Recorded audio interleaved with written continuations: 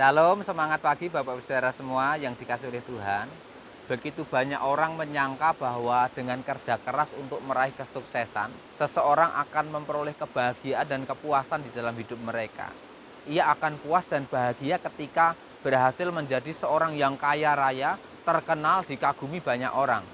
Tetapi nyatanya tidak seperti itu, saudara. Ketika semua itu sudah dapat diraih, ternyata hal itu tidak menjamin kebahagiaannya. Ia tidak puas menjalani kehidupannya. Kenyataannya banyak artis, pejabat, para penguasa yang kaya raya, terkenal, dan sukses dalam karir, dan juga usaha pekerjaan mereka, tetapi ternyata jiwanya dan juga hidupnya terasa hampa, kering, gersang, anyep atau dingin, saudara. Tidak sedikit yang walaupun bergelimang harta dan sukses meraih apa yang diinginkan, ternyata mereka tetap stres, mereka depresi, hingga ada yang memutuskan untuk bunuh diri. Orang-orang kaya yang sudah sukses dalam hidupnya, yang seharusnya bisa menikmati kehidupannya, menikmati keberhasilannya, bisa menikmati makanan-makanan yang enak, yang mahal dan mewah, fasilitas-fasilitas hidup yang luar biasa, yang sangat mewah, sangat memanjakan hidupnya, yang dirasa akan membahagiakan dan memuaskan jiwanya, tetapi sayangnya mereka tidak dapat makan dengan nikmat, mereka tidak bisa puas dengan kehidupannya. Mari kita baca kitab Qohelet pasal 2 atau Pengkhotbah pasal 2 ayat 25, supaya kita bisa memahami kunci untuk meraih kenikmatan hidup, saudara.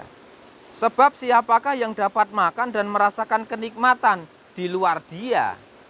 Jadi sangat jelas Bapak Ibu, Salomo memahami bahwa orang dapat makan dan merasakan kenikmatan hidupnya itu hanya di dalam Dia, artinya di dalam Elohim. Yaitu bila seseorang takut akan Dia dan berpaut kepada perintah-perintahnya. Karena bila tidak demikian, maka usaha dan kerja keras manusia adalah sia-sia. Saudara bisa baca itu di Pengkhotbah pasal 12 ayat yang ke-13. Dan saya ajak kita untuk membaca ayat selanjutnya, yaitu di ayat yang ke-26. Sebab kepada orang yang berkenan di hadapannya, Dia mengaruniakan hikmat dan pengetahuan dan sukacita. Tetapi kepada orang berdosa, Dia memberi tugas membawa dan mengumpulkan dan memberikannya kepada orang yang berkenan di hadapan Elohim. Ini pun kefanaan dan pengejaran angin. Jadi orang yang takut akan Tuhan, yang hidupnya dikenan oleh Tuhan, dia bisa menikmati kehidupannya. Bahkan Salomo mendapati orang yang demikian ini, Tuhan mengirimkan berkat dari orang-orang berdosa tadi. Jadi mereka bisa menikmati kehidupannya, saudara. Saya akan lanjutkan lagi di ayat yang ke-24. Kita baca Bapak Ibu. Tidak ada yang baik bagi manusia kecuali dia dapat makan dan minum, serta membuat jiwanya melihat hal yang baik dalam jerih lelahnya. Aku mengerti bahwa ini pun dari tangan Elohim. Pengkhotbah tahu betul bahwa yang baik bagi manusia adalah manusia itu dapat makan dan minum serta melihat hal yang baik dalam jerih lelahnya atau dalam usaha pekerjaannya. Jadi ketika seseorang dapat menikmati makan minumnya dengan puas, walaupun mungkin itu dengan menu yang sederhana dan dengan penuh ucapan syukur, serta dapat menikmati hal-hal yang baik dari hasil kerja kerasnya, hal-hal itu termasuk dari tangan Elohim. Artinya adalah salah satu berkat Tuhan yang bisa diterima oleh orang-orang yang takut akan Tuhan di dalam kehidupan mereka. Jadi kuncinya untuk dapat puas menjalani hidup, kita harus berada di dalam Elohim. Kita takut akan Dia, kita mengasihi Dia dengan tulus dan sungguh-sungguh Bapak Ibu.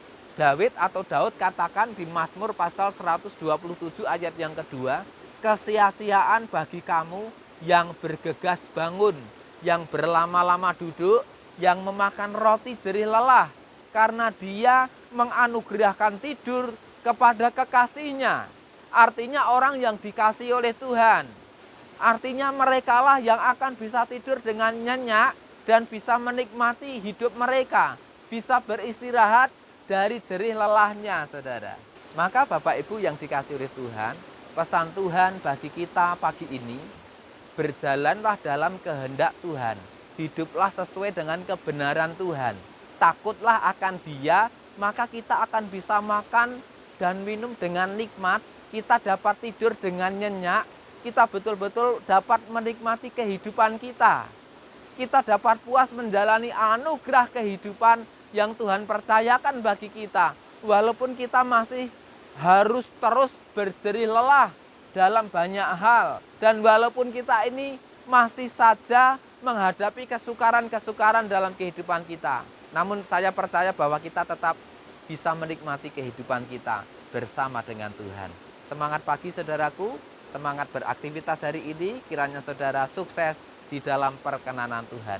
Tuhan Yesus HaMasiah memberkati kita semuanya. Haleluya. Amin.